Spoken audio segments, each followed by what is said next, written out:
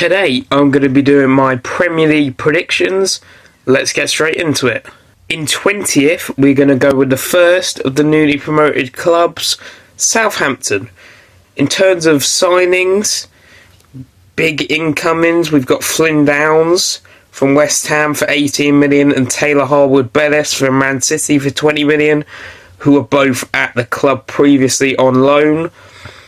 Ben Brereton Diaz from Villarreal for 6.5 million, who scored 6 goals in the second half of last season at a terrible Sheffield United team. And then we have 2 free transfers of Adam Lallana from Brighton on a free and Charlie Taylor from Burnley.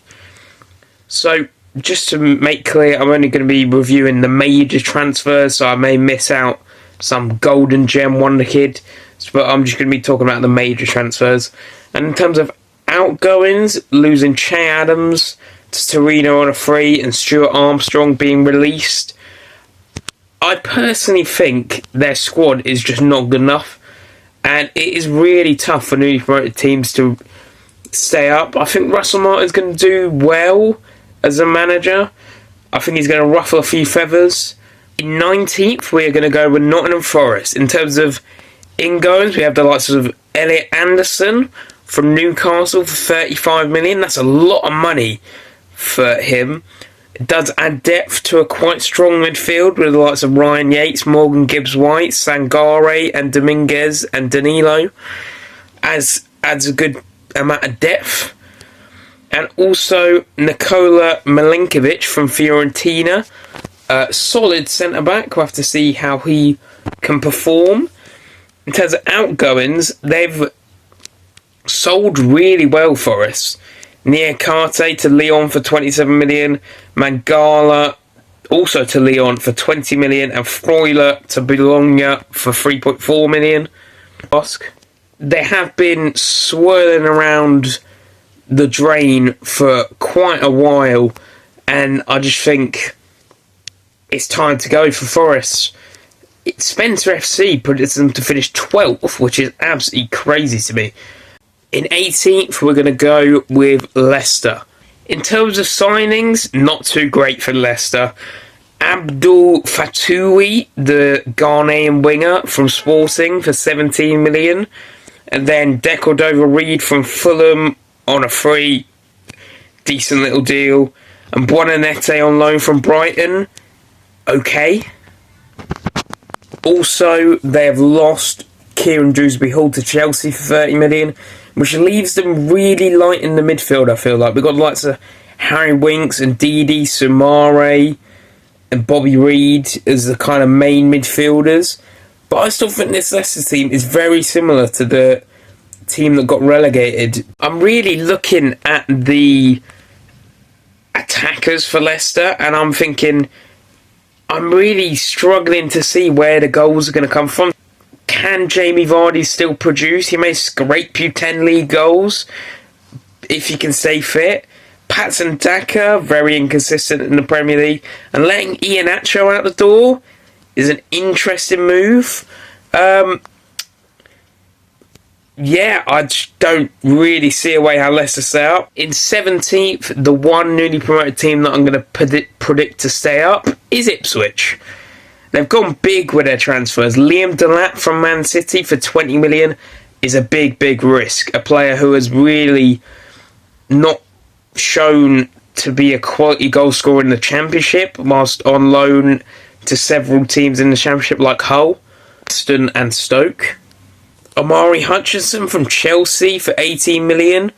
Good signing, on loan there previously. Did well at Ipswich last season. Jacob Greaves from Hull for 15 million. Seems like a lot of money for him. Muric from Burnley for 15 million, who I assume will be their starting keeper this season. And Ben Johnson from West Ham on a free. Adds a little bit of Premier League experience. In terms of outgoings, I've had no outgoings of note. I really don't mind their business too much. In 16th, I've got Brentford, one of their major signings, Igor Thiago, new striker from Club Bruges for 30 million. Scored 29 goals and got 5 assists last season. Sadly, out till Christmas. That is so unlucky. Got injured in a pre-season friendly. And other big signing, Fabio Carvalho from Liverpool for 27.5 million. I'm still not too convinced of his quality in the Premier League, if I'm perfectly honest. But we'll have to wait and see.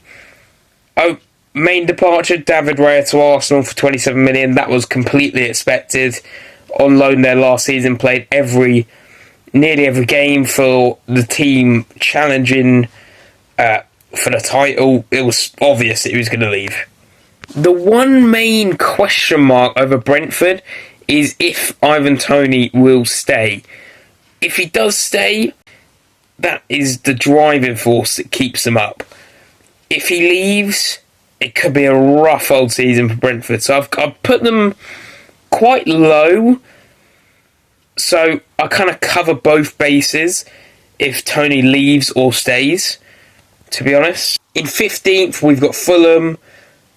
Signed Sessegnon from Spurs on a free. And Smith Rowe from Arsenal for 34 million.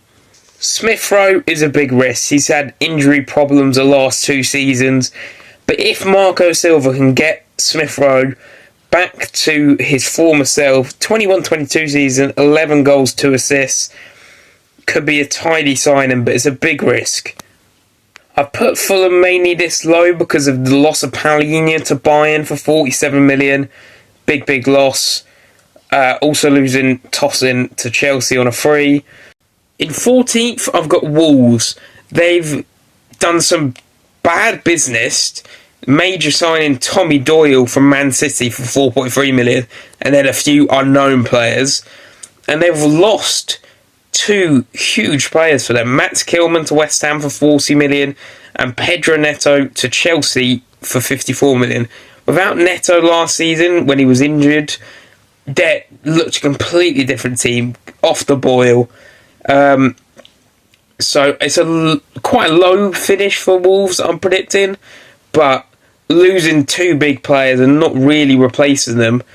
In 13th, we've got Brighton, who their new manager, Fabian Hirschler, youngest ever manager, is a risk.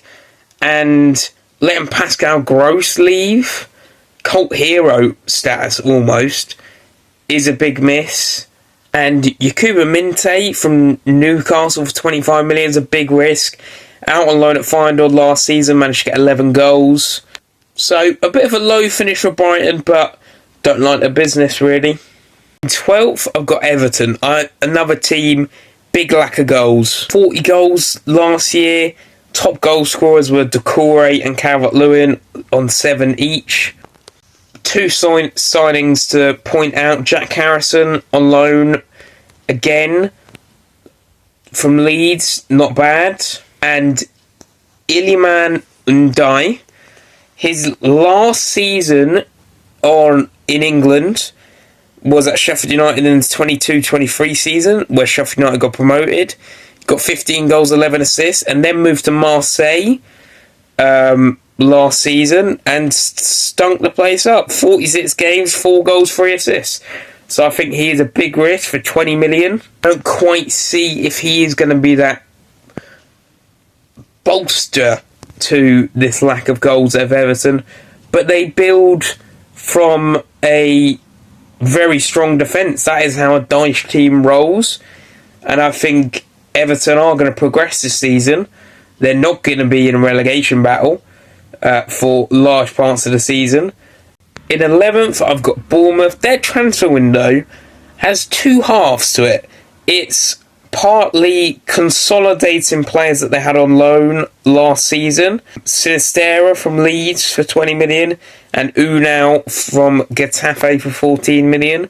And it's also about adding a bit of depth in terms of youngsters, the likes of Julian Araujo, Dean Huijsen and Daniel Jefferson.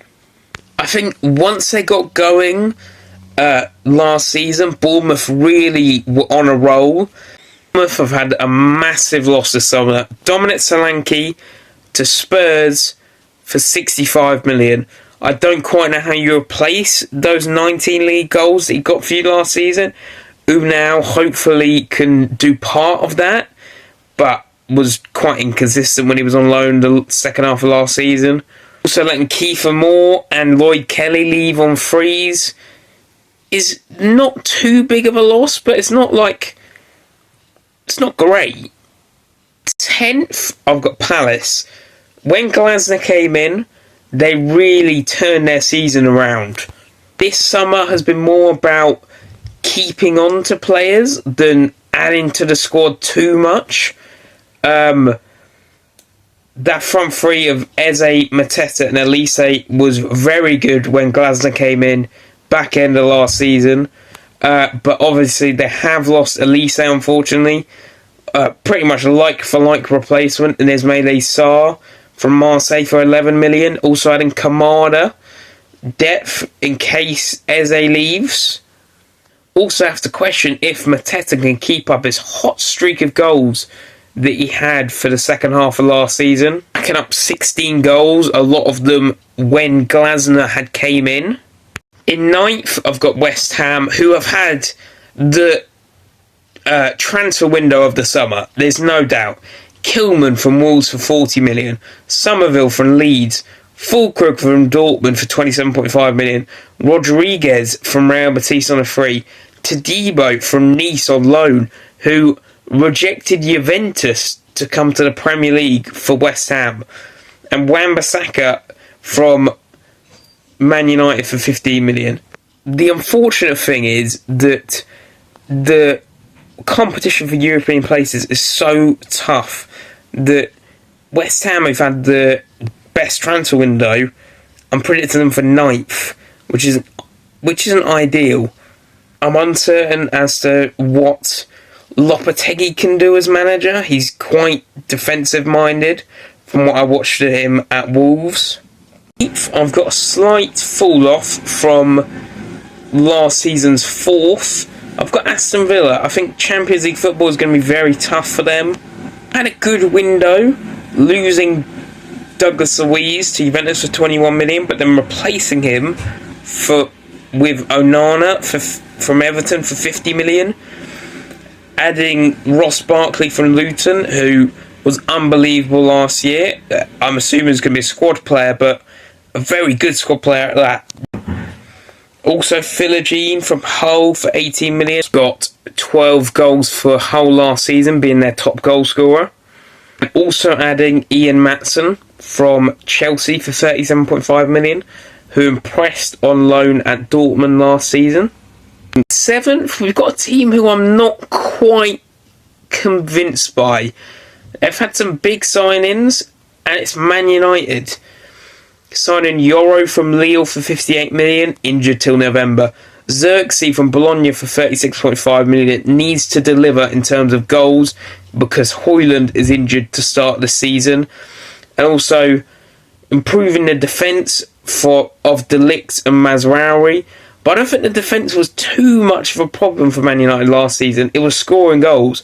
They scored 5 more goals than my team, Luton, who got relegated. I just think there's too many parts to Man United that could fail. Rashford last season was horrible. You're relying heavily on Garnacho to deliver.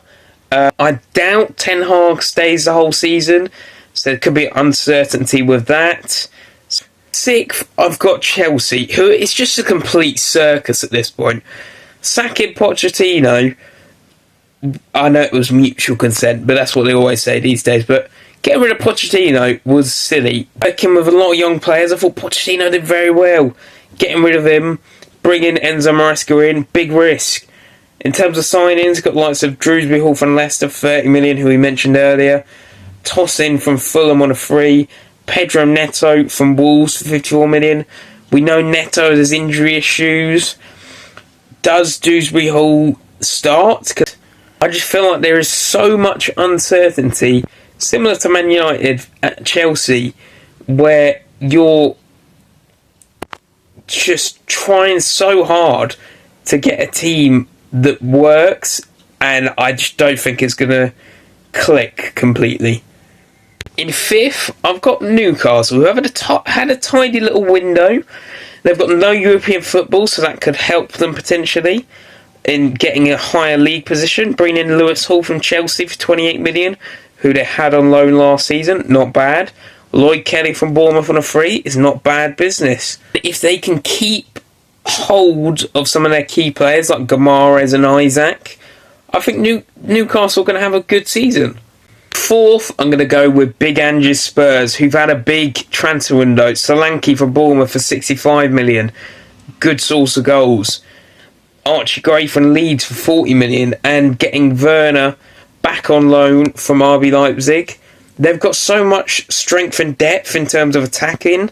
Son, Werner, Solanke, Richarlison, Solomon, Kulusevski, Brennan Johnson. That is just great attacking depth. And I think they're quite solid at the back as well. I think Spurs are going to be solid this season. Haven't lost anyone too major. Emerson to AC Milan for 12.8 million. Dyer to Bayern for 3 million. Not too bad. Third, we have got Liverpool, who have signed nobody. With the new manager, Arne Slot, clearly just thinks he's got a good enough squad to compete. Although there is some ageing parts to it, the likes of Alisson, Salah, Van Dijk, all over 30, but all still quality. And you think about likes of Robertson, Szoboszlai, Trent, Konate, McAllister, Gakpo, Diaz, Jota. They've still got a great team that can compete. So I would recommend they do sign one or two players. They got rejected by the likes of Zubamendi and Marino of Real Sociedad, and they've not had too many major losses as well. Matip getting released, didn't play a big part last season. Same for Thiago, who's retired. Carvalho to Brentford for 27.5 million. Good money for a player who wasn't that great for them. In second, I'm gone with Arsenal. For the third year in a row, I think Arsenal are going to finish second. Bring in Raya, who was on loan last season, and Calafiori from Bologna to 42 million. Adds depth to the defence for sure, Calafiori. Also, Timber's going to feel like a new signing, who was out injured for a lot of last season.